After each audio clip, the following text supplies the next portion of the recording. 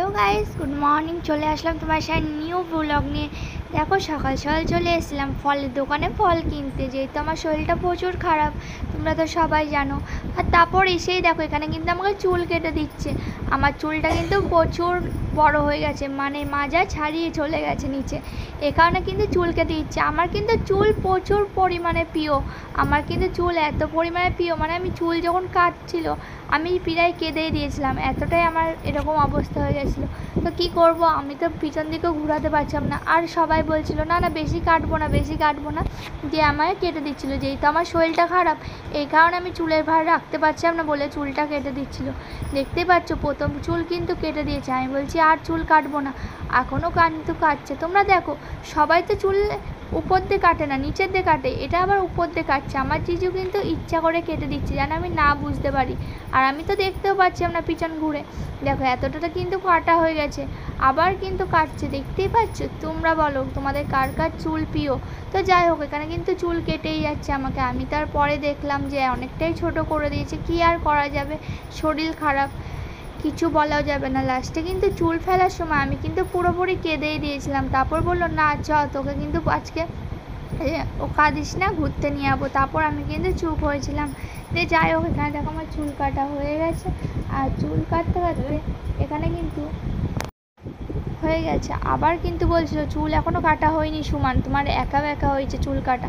আবার কেটে দিচ্ছিলো, অল্প অল্প করে কেটে দিচ্ছিলো। আর দেখতে পাচ্ছ সামনে যে মেয়েগুলো, ওই মেয়েগুলোর চুলও কিন্তু আমি কেটে দিয়েছিলাম, ট্রাই করেছিলাম কাঁচিটা দিয়ে। তো যাই হোক এখানে কিন্তু আমার চুল কাটা হয়েছে, এখন কিন্তু আমি স্নান করতে যাবো। আমার সকালে কিন্তু স্নান টান হয়ে গেছিলো, আবার চুল কাটার জন্যে আমার তো স্নান করতেই হবে, কিছু করার নেই। তো এখানে কিন্তু আবার স্নান করতে যাচ্ছে, আর এখানে কিন্তু আমার সোনা স্নান খেলছে, সব বাচ্চাগুলো খেলছে দেখতেই পাচ্ছ। এখানে আমি কিন্তু প্রচুর পরিমাণে মনটা খারাপ হয়ে গেছিলো, আর এই দেখো চুল হাতে নিয়ে দাঁড়িয়েছিলাম, অনেকটাই কেটে দিয়েছে। এখনও কিন্তু দিদির হাতেও আছে অনেকটা, অল্প অল্প করে কাটছিল যাতে আমি যেন না বুঝতে পারি, যদি পুরোটাই কাটে তাহলে আমি কিন্তু বুঝতে আমার দেখো কেটে দিয়েছে অনেকটাই। তারপর যাই হোক এখানে কিন্তু আমি স্নান টান করে খেতে বসে গেছি। আজকের লাঞ্চে ছিল চিকেন বিরিয়ানি। দেখো এখানে কিন্তু বিরিয়ানি খেতে বসে গেছি, বিরিয়ানি খেয়ে দিয়ে চলে যাচ্ছিলাম চুড়ি পরতে। যেই তো শ্রাবণ মাস পড়ে গেল, চলো তোমাদের সবাইকে তো বলতে ভুলে গেছি, শুভ শ্রাবণ মাস সোমবার আজকে যেই তো। আর আজকে কিন্তু আমি চুড়ি পরতে চলে এসেছি। এখানে দেখো অনেক রকমের কালারিং কালারিং চুড়ি রয়েছে, মোটা মোটা সরু সরু অনেক রকমের আছে। তোমাদের কোনটা পছন্দ অবশ্যই কিন্তু কমেন্ট করে জানিও। আমার যেহেতু যেটা নিয়ম সেটাই কিন্তু পরবো। আজ 2 বছর হলো এই চুড়ি পরছি, আগের বছর পরেছি আর এই বছর পরছি। তার আগে কিন্তু আমি কোনোদিন শ্রাবণ মাসে চুড়ি পরিনি কিংবা জানতাম না, সবাই পরতো কিন্তু জানতাম না অত। এবার কিন্তু জানি বলে এবার কিন্তু পরতে চলে এসেছি। দেখো এই চুড়িগুলোর ডিজাইনগুলো খুব সুন্দর, কিন্তু এই চুড়িগুলো এখন নিয়ে লাভ নেই, আমার যেটা নিতে এসেছি সেটাই নিই। তারপর দেখো এখানে মাকে প্রথম চুড়ি পরাচ্ছিল, মা চুড়ি পরে নিচ্ছিল। মা যেহেতু বিবাহিত মা শুধু সবুজ চুড়ি পরছিল, আর আমরা যেহেতু বিবাহিত না তার জন্য কিন্তু সবুজ চুড়ির সাথেও আর একটা করে চুড়ি পরতে হয়, কারণ যারা অবিবাহিত তাদের এখন যাদের বিয়ে হয়নি তারা কিন্তু সবুজ চুড়ি পরবে না, শুধু আর একটা অন্য চুড়ি পরে নেবে সাথে, কিংবা কার বেঁধে নিবে, এটাই করবে। আমিও কিন্তু সেটাই করেছি। তারপর দেখো এখানে চুড়ি পরে নিচ্ছিলাম। আর আমাদের চুড়ি পরার দোকান বেশি দূর না, আমাদের বাড়ির সামনেই বাড়িতেই বিক্রি করে একটা আন্টি, তো এখানে কিন্তু আমি পরে নিচ্ছিলাম। এখানে কিন্তু দিদি দেখছিল চুড়িগুলো, আর সেটও দেখছিল, দেখো কত মেকআপের জিনিস। আর বলছিল যে তোমরা যেগুলো অর্ডার করেছো সেইগুলো কিন্তু নিয়ে চলে এসেছি, তোমরা কি নিবে। আর আমরা কিন্তু অনেক কিছুই কেনাকাটি করেছি, চুড়ির নাম করে কিন্তু ঘর থেকে এসেছি, কিন্তু প্রায় অনেক কিছুই কেনাকাটি করেছি, যেরকম টিপ কিনেছি, চুড়ি কিনেছি, অনেক কিছু কিনেছি, পাউডার, মুখে মাখার, নেল পালিশ, কানের, অনেক কিছু বলতে অনেক কিছুই কিনেছি, সেটা তোমার সাথে পরে শেয়ার করব। তো যাই হোক এখানে কিন্তু আমার মায়ের চুড়ি পরা হয়ে গেছে, এখন কিন্তু আমি চুড়ি পরে নিচ্ছি দেখতে পাচ্ছ। আর আমাদের হাতে কিন্তু সাইজ 22 সাইজ ছিল, আর এখন কিন্তু দেখো 22 সাইজই হচ্ছে না, মানে পড়ে যাচ্ছে খুলে, এতটাই রোগা হয়ে গেছি, শরীর খারাপে কি বলবো।